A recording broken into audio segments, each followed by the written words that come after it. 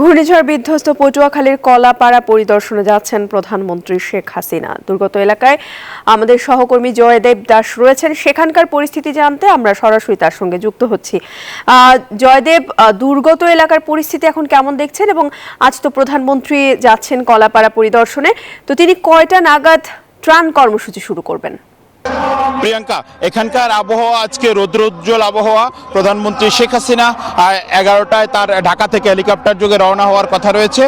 তিনি হেলিকপ্টারে রওনা হয়ে পিরোজপুরের মঠবাড়িয়া এবং বরগুনার পাথরঘাটা বন্যা দুর্গত এলাকা পরিদর্শন করবেন। এরপর বেলা 12:30 নাগাদ প্রধানমন্ত্রী শেখ হাসিনার পটুয়াখালীর এই কলাপাড়ায় আসার কথা রয়েছে। আমরা রয়েছি এখন এখানে যে জনসভার মাঠটি নির্ধারণ করা হয়েছে, আমরা সেই জনসভার মাঠে রয়েছি। এখানকার যে দুর্গত মানুষ, পটুয়াখালীতে যে মানুষের বন্যা দুর্গত যে রিমেলের প্রভাবে যে ক্ষয়ক্ষতি হয়েছে তার সবচেয়ে বেশি হয়েছে পটুয়াখালীতে। এই অঞ্চলে এই পটুয়াখালীর যে মানুষ, তাদের ত্রাণ সহায়তা দিতেই প্রধানমন্ত্রী শেখ হাসিনা এখানে আসছেন। এখানে 20 জনের মতো মানুষের হাতে প্রতীকীভাবে তিনি ত্রাণ সহায়তা তুলে দিবেন, তাদেরকে এখানে আনা হয়েছে। এছাড়াও বন্যা দুর্গত এলাকার শত শত মানুষ এখানে এসে উপস্থিত হয়েছেন। তারা প্রধানমন্ত্রী শেখ হাসিনাকে এক নজর দেখার জন্য এসেছেন। আমরা যদি একটু আমার সহকর্মী হায়দার আলীকে বলবো, যদি একটু তিনি ক্যামেরার চোখে এখানে জনসভার মাঠে যারা এসেছেন তাদেরকে যদি আমরা একটু দেখানোর চেষ্টা করি যে বেলা 12:30 নাগাদ প্রধানমন্ত্রী যে জনসভার মাঠে আসবেন, সেই জনসভার মাঠে ইতিমধ্যে শত শত নয় হাজার হাজার মানুষ এসে ভরে গেছে। আমরা রাস্তা দিয়ে যখন আসি তখন দেখেছি হাজার হাজার মানুষ রাস্তায় এই জনসভামুখী হচ্ছে।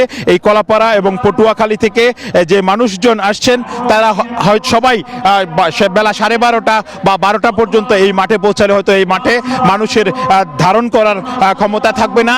আশপাশের রাস্তা বা বাড়িঘরের ছাদেও তখন হয়তো মানুষ দেখা যাবে। কিন্তু প্রধানমন্ত্রী শেখ হাসিনা এখানে এসে বন্যা দুর্গতদের মাঝে ত্রাণ সহায়তা দেওয়ার পাশাপাশি তিনি এখানকার যে প্রশাসন, স্থানীয় প্রশাসন, সেই স্থানীয় প্রশাসনের সঙ্গেও তিনি বৈঠক করবেন। এই এলাকাটি মহিবুর রহমান, যিনি ত্রাণ এবং দুর্যোগ প্রতিমন্ত্রী, তার এলাকা, তিনি এখানে রয়েছেন। তার এলাকায় যে বন্যা দুর্গত মানুষ এবং এখানকার যে অবকাঠামোগত ক্ষয়ক্ষতি হয়েছে সে সমস্ত বিষয়ে প্রধানমন্ত্রী এখানে, এবং পাশাপাশি এখানে পায়রা বন্দর এবং এখানে যে বিদ্যুৎ কেন্দ্র রয়েছে সেগুলো নিয়েও প্রশাসনের কর্মকর্তাদের এবং উন্নয়ন কর্মসূচিগুলির বিষয়ে প্রধানমন্ত্রী তাদের সঙ্গে কথা বলবেন। এই ছিল আমার কাছে সর্বশেষ পটুয়াখালীর কলাপাড়া থেকে। প্রিয়াঙ্কা, জয়দেব, ধন্যবাদ আপনাকে। ডমিক্স টয়লেট রাখে ফ্রেশ 100 ফ্ল্যাশ পর্যন্ত, তাই ব্যবহার করুন ডমিক্স ফ্রেশ গার্ড।